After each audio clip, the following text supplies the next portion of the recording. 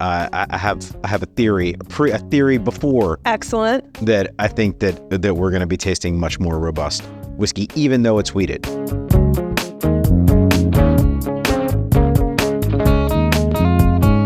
Hello and welcome to My Tiny Bottles, the project where I'm exploring my grandmother's legacy of miniature liquor bottles, one tiny bottle at a time. I'm your host, Tammy Coxon, and I am in New Orleans with Neal Bodenheimer. Neal, thank you for hosting us today, first of all, and why don't you introduce yourself? Thanks, Tammy. Well, first of all, I'm really excited to sit down and do this, and awesome.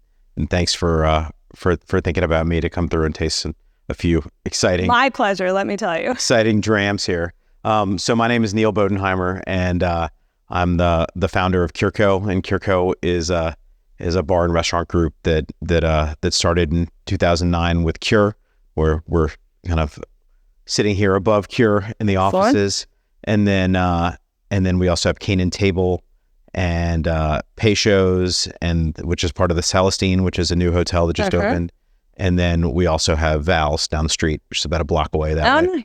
And then I'm also a partner in a restaurant in DC called Dauphines. It's a New Orleans restaurant. It's a wonderful place. And then I serve as the co-chair of the Tales of the Cocktail Foundation, which is an amazing resume, and Tales of the Cocktail Foundation doing amazing work. So yeah, we're really excited about 2024 and what's to come. I have never been to a Tales. It's been on my radar to do for a while. Have not done it, although I did do the virtual one. Yeah.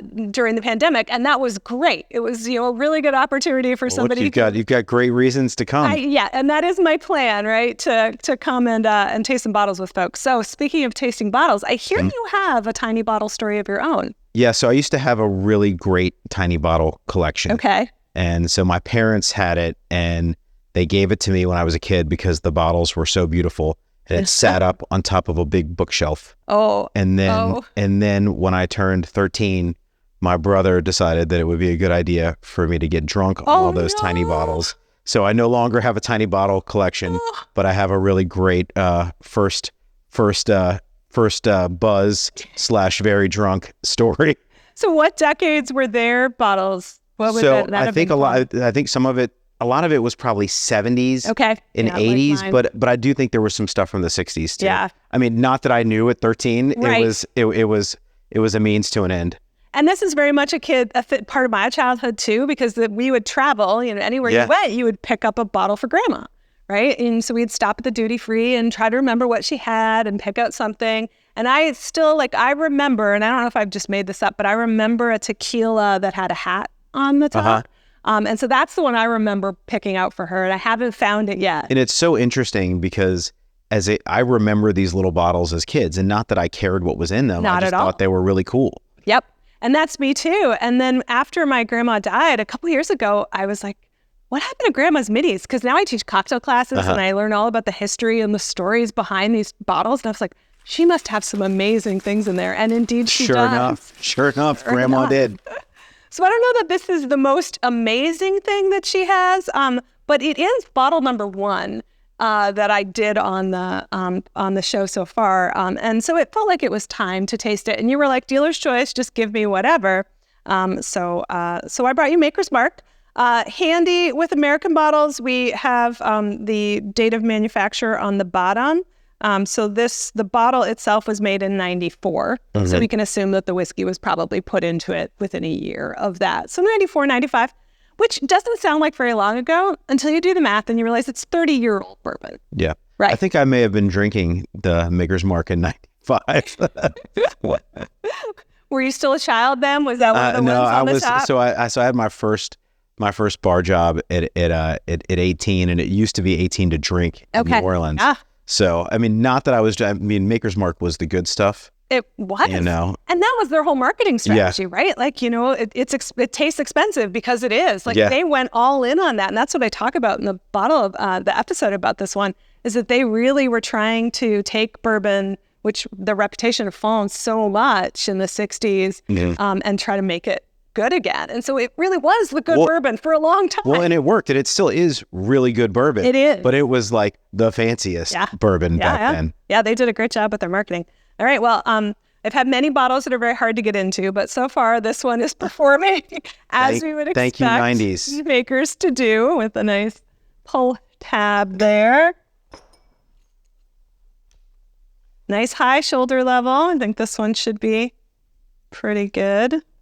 No evaporation to speak of. Color looks good. Color looks good. Smells like Makers. It really does. Yeah. And it does. A little softer on the nose. A little softer on the nose than Modern. I mean, going from memory. Right. Well, what proof is this? So this is 45% alcohol by volume. So 90 proof, same as today. Okay, same as today. Caramely. I always get this eggnog thing on Makers. I get it constantly. So do you think it's a nutmeg thing? I think it could be. Yeah, I think it could be nutmeg. What flavor? What smell do we associate with it's eggnog? like a creamy. It's like creaminess. It's nutmeg, right? And and I also like associate nutmeg with bourbon too. So it's like they kind of like reinforce each other. Right. And it smells good.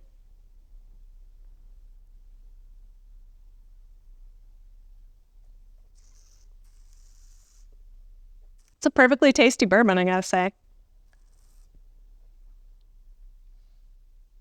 I'm a rye girl. So, I mean, a wheated bourbon is like my least interesting bourbon, generally speaking.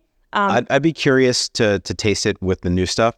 So I feel, in some ways, this is even thinner than what's being produced today. Right. And that kind of makes sense for the 90s, right? Because bourbon's just really starting to come back again. And they're still maybe speaking to a palate that got accustomed to blended whiskeys. Blended whiskey. And look, I mean, vodka was king in the 90s. That's true. Right. If you're trying to fight with vodka, you don't want to. Exactly. And I just think that the palate, I just think that the American palate today is much more robust and is drawn to more robust flavors. So it's going to be interesting.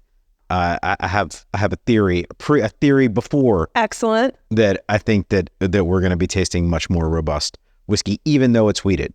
So I got to meet Dave Pickrell before he died, and he talked about how Makers keeps a library, and like they really do go back and taste against the older bottles to try to make the style consistent through the years. So that's what makes this particularly that's a hard job interesting. to keep consistency over the years. Absolutely. Well, you said you wanted to taste this against a Modern bottle. Yeah. But then I asked you, do you happen to have any Makers at the bar? And you did not. But then there's this. So what is this bottle? So yeah, I do have one bottle of Makers at the bar, and I do love Maker's Mark. We just don't have it right now. Yep, that happens. So this was a bottle from 2013. Okay. And so this is when Maker's Mark cut the proof and then pulled everything back, pulled all the stock back. So Indeed, it says 42% alcohol by volume. So 84 proof Maker's Mark, and we got it, and it was right as they recalled all those bottles and re-released the 90s as the 90 proof, as they realized that people were not going to have a proof cut in their Maker's Mark. And so we wanted to keep this bottle, and we put it away, put it in the case, but I feel like it's fitting to have it out. Absolutely. For our tasting. Well, luckily for us, I did bring a Modern sample of Maker's Mark in true New Orleans style. I went to my hotel bar and I asked for a Go Cup. You're really living it. And they gave us a lot, so we have a lot of Makers to go through here. That's the other New Orleans style. That's right. Is a to go and then in a heavy pour. Yes. I mean, you can see in the you can see it in the color too. Slight variation. Little darker on the new one. You think a little darker on the new one? See, I was going to say a little lighter on the new one. I'm doing it against a white wall. Yeah, a little darker on the new one. All right, I'm with you. I'm with you on that now. I get banana. Yeah. Immediately 100% tropical fruit. Oh, and this is all caramel. It smells great now. The old one smells so good. It does. It's really changed. And they do. The little bottles, they change so much. Yeah, just as they get air. Like finally some air after 30 years. All right. Definitely no air in there. The good news is that your coffee cup had a nice opening at the top to get plenty of aeration. Yeah, it's had plenty of aeration. It's been in there for a little while. It might be down to 84 proof by now.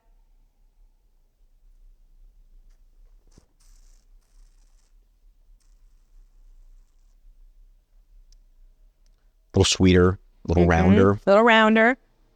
I'm with you on more fully flavored, right? Like there's definitely more just more flavor in general. Feels hotter. It does drink hotter. Yeah.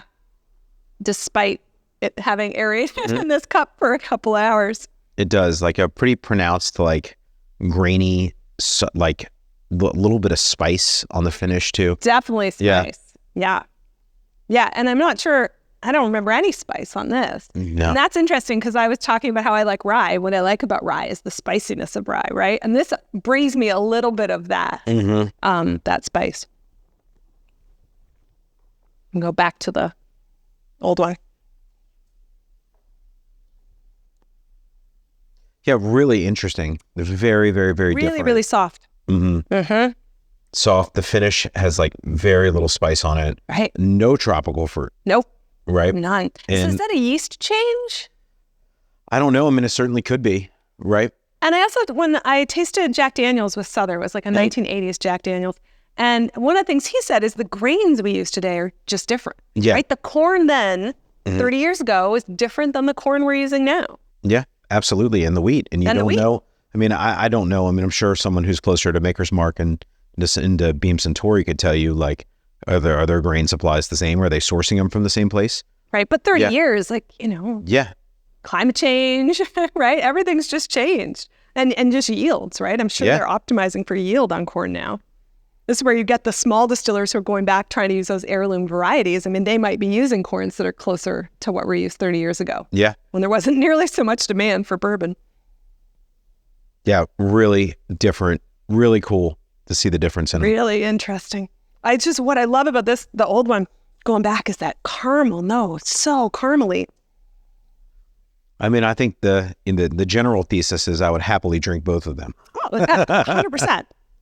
Yeah, and that's what I like about Makers. It's easy. You know what you're going to get, unless, of course, you have a 30-year-old bottle. And it's a little different. But generally, you know what you're going to get. It's reliable. Yeah. It mixes well with lots of different ingredients, and you don't have to mix it. My dear friend Ken, who I think watches, he, if we're in a dodgy bar and he's not sure, like Makers on the rocks, totally reliable. Yeah, absolutely. You want consistent quality products. And Makers has done that for a long, long time. Yeah. Well, I like that modern pepper and the classic smooth and caramel. Well, that was fun. Yeah, thank you so much for hosting. For sharing your 1995 94-ish. Yeah. I like to say 94 because we're in 2024, and so 30 like years. That. Yeah. That works for me. All right. Cheers. Cheers.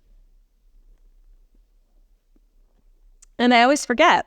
And I cheers because I'm excited in the middle of the conversation.